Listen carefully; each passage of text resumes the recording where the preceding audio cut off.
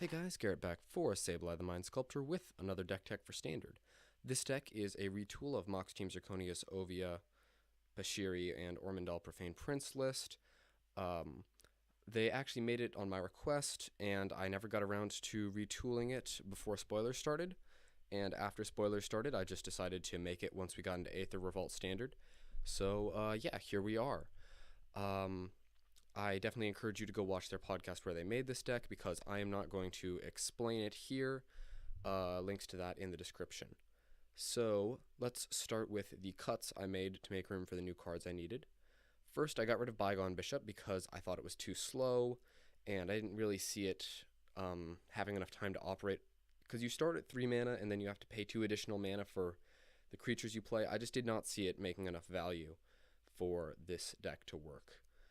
I then cut to Fairgrounds Warden because, honestly, I prefer cards like Stasis Snare, where even though I'm not getting the value of having a creature out of it, I get to get rid of their thing pretty much permanently. I mean, nobody has a way to deal with Stasis Snare in their main board. Moving on, to Gideon out of Ally of Zendikar to Nissa Voice of Zendikar because of budget reasons. If you have them, definitely run them. They're very good in the deck.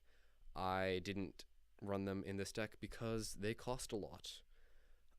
Next, I got rid of 2 Grapple with the Past because, honestly, I prefer Sylvan Scrying in this slot, mostly because once I have a 9/9 indestructible lifelink, I don't care about the small loss in value that happens with Grapple with the Past once you already have a Westvale Abbey.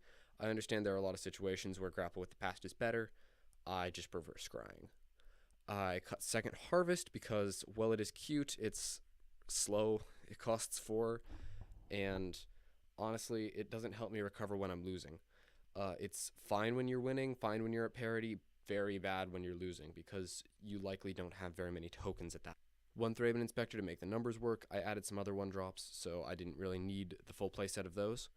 And then 1 Uvenwald Hydra because I didn't really see the point of having something that costs 6 mana in this deck, especially Uvenwald Hydra.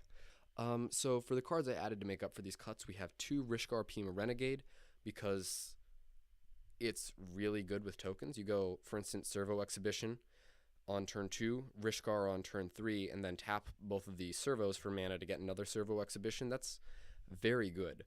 Rishgar is just very strong in this deck. You can immediately play her and get basically 2 extra mana. If you think about her as costing 1 mana and powering up 2 of your creatures, it's really an insane card.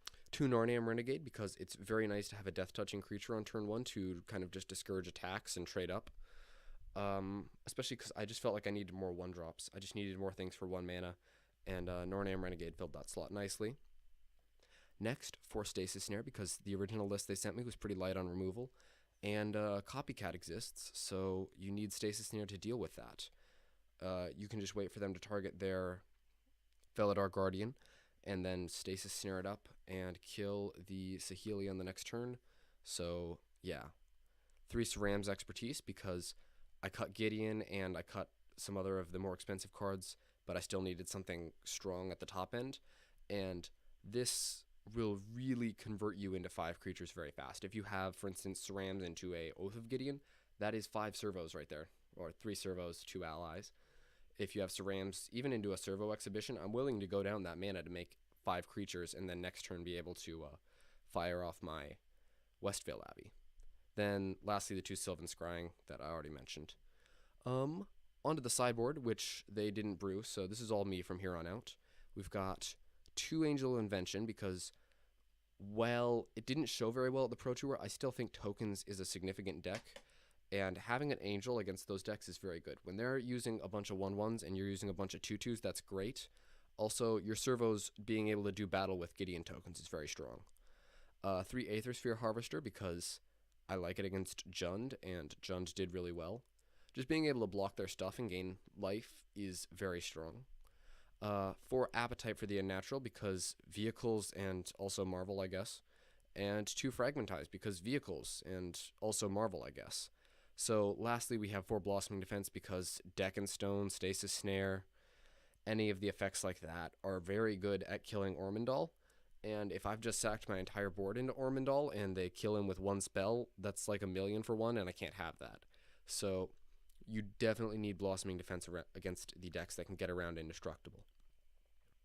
Anyway, that's the deck. I hope you guys like it. I might play it, I don't know. Until next time, peace out.